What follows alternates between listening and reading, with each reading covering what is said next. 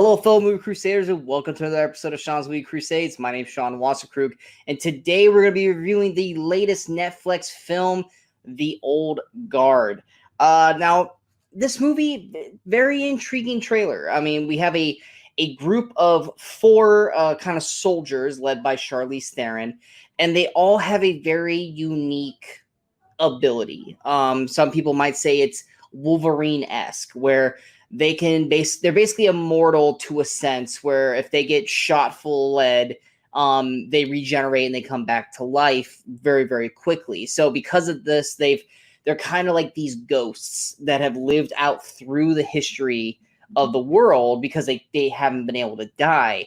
And the trailers looked really promising and had a lot of what looks like good action. Like I said, led by Charlize Theron. We all know she kicks ass in many roles, especially action roles. I mean, a lot of people know, Aeon Flux, Mad Max Fury Road, just to name a couple of them. And her doing a Netflix film, I mean, let's put it this way, everyone's kind of doing a streaming service movie now since, COVID's theaters are, closed down. But it was a very interesting premise. And Netflix has always been kind of, maybe they're good movies, maybe they're not good movies. But lately they've actually kind of been doing a really good job with, Defy Bloods and, Roma and The Irishman and Set It Up and Always Be My Maybe. They've actually really been doing a good job movie-wise lately. So with The Old Guard, it looked really promising at potentially being another good action film. So let's go ahead and hop into the review and see exactly what I thought of The Old Guard.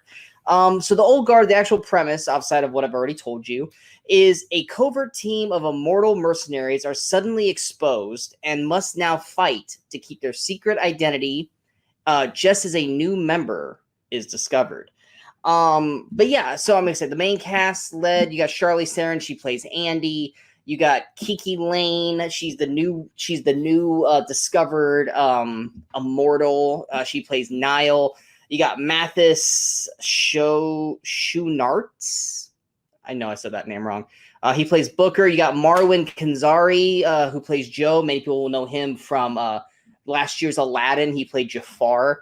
And then you also got Luca Marinelli, who plays Nikki. And then the people that are kind of hunting them or after them, because they want their secret. They want to know how they're immortal so they can, make a profit of it and make everyone immortal. You got Copley, played by the always amazing Chiwetel Ejiofor. And then surprisingly, the guy that he's working for, Merrick, who is played by Harry Melling. Now, for your Harry Potter fans who recognize that name, he's Dudley Dursley, the annoying cousin to Harry Potter. He's actually the actual main bad guy of this movie. And yeah, he definitely, like, you see him in the face, you're like, oh, that's Dudley Dursley.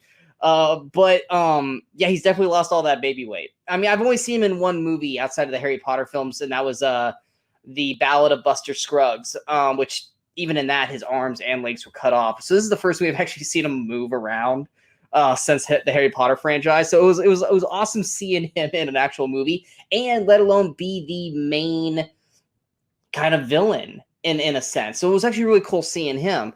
I mean, in terms of the actual cast, everyone does a solid job. I mean, Chiwetel, he's one of my favorite actors out there today, so he's always going to have a fantastic job. I think Harry Melling played a good job, kind of like this sleazy, kind of squirmy CEO kind of character. I think he did a solid job.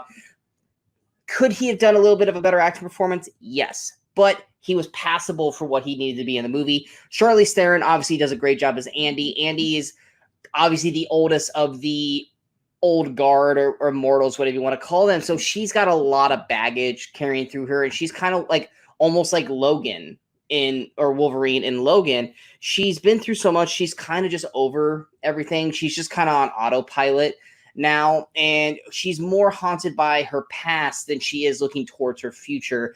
Niall, played by Kiki Lane, I thought she was real solid. She's the newcomer, so she's kind of like the exposition piece for us. She's the one that kind of guides us through kind of learning everything that's going on with these characters, and I think she actually did a real solid job. I haven't really seen her in much, but I actually really liked her in this, and I'm actually looking forward to anything she has lately coming up. Matthias, who plays Booker, honestly, he looks like a young Jeremy Sisto to me, so that was kind of messing with me throughout the entire film, but I think he did a solid job in the movie as well.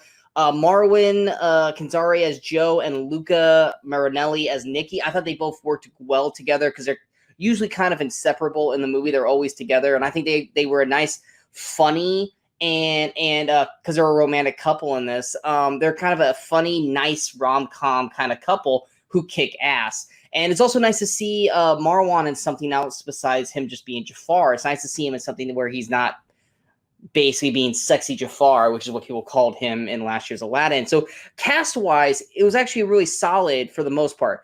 The bread and butter of this whole movie is definitely the action sequences. It's very John Wick-esque. It's very smooth and crisp, whether it's gunplay, whether it's axe play, if you're Andy, or just hand-to-hand combat. I think the action sequences worked really seamlessly, worked really smooth, and all around was very enjoyable for the most part. Like when the action sequences kicked in, I was focused, I was rearing to go, and I was all about it. The one downside I would really have for the Old Guard, if anything, is that in the middle of the film, it does kind of slow down to a halt. It does drag a little bit. I mean, even for me, I like to sit down and watch all my movies in one sitting. And for me, I was watching this late at night, and when we got to around the 45-minute to hour mark, even I had to pause it and go to bed because I was starting to nod off. But, you know, after it gets past that middle part and we get into the final third act of the film, it really kicks up a notch and is actually a lot more enjoyable. So it does kind of slow down a little bit in the middle where it's kind of just building up characters, but it's just kind of lagging in terms of excitement or just keeping you engaged through the rest of the film.